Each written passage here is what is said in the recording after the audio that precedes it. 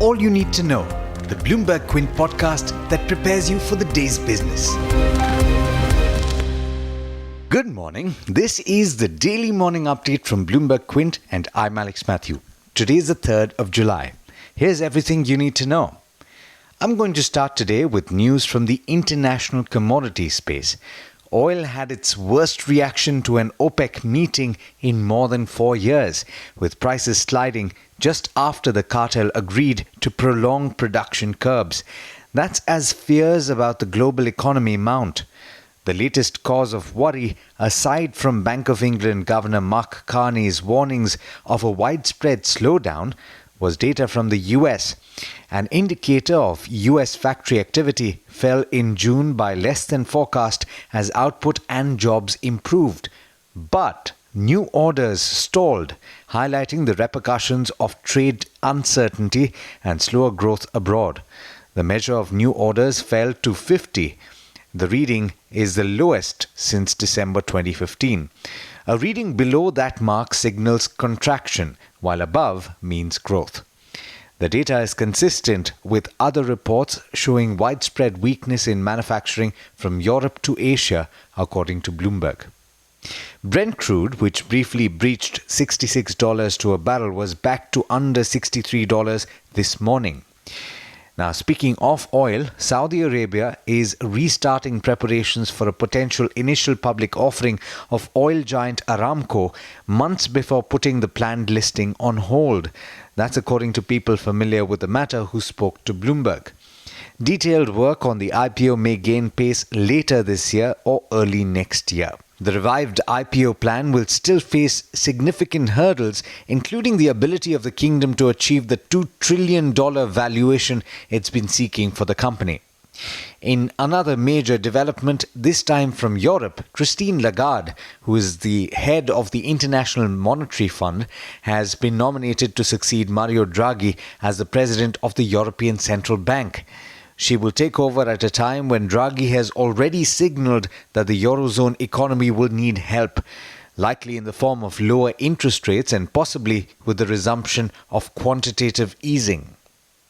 Back to India-centric news, Vijay Mallya has won the right to challenge extradition to India at a hearing where he said that he's been turned into the personification of all of India's financial ills and risks being held in a rat-infested, overcrowded jail cell. Judges said that Mallya could appeal on the grounds that it's reasonably arguable that a lower court judge had wrongly concluded that he had a case to answer. That's according to a lawyer for Mallya. The court, however, dismissed Mallya's attempt to appeal on other grounds, including that his prosecution in India is politically motivated. Cement prices have cooled and snapped their 5-month gaining streak. All India average cement prices fell by 10 rupees compared with last month to 362 rupees per 50 kg bag.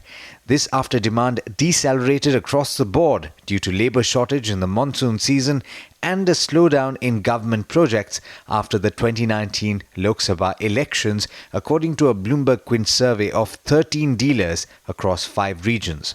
Air India Assets Holding, which is a special purpose vehicle that holds part of the state-owned carrier's debt and assets, is planning its first rupee-denominated bond sale to refinance some debt of the airline. It aims to raise 22,000 crore rupees and has sought fee bids from bankers today.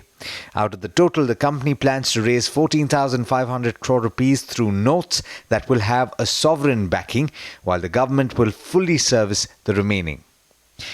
Now, this emerged yesterday during the day, but it bears repeating, and this is a Bloomberg Quint exclusive.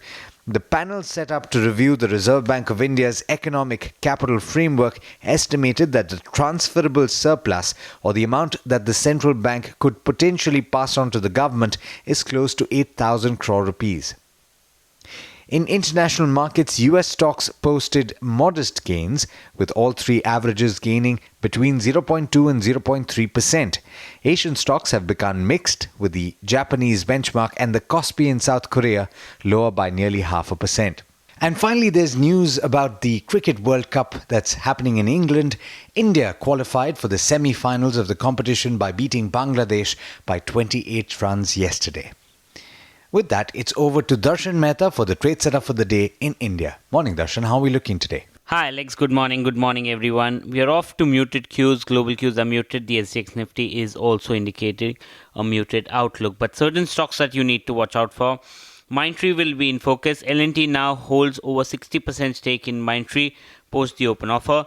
Graphite India received the nod from the Karnataka state government to close the Bangalore plant. Production has been closed there ever since February 21 due to environmental issues.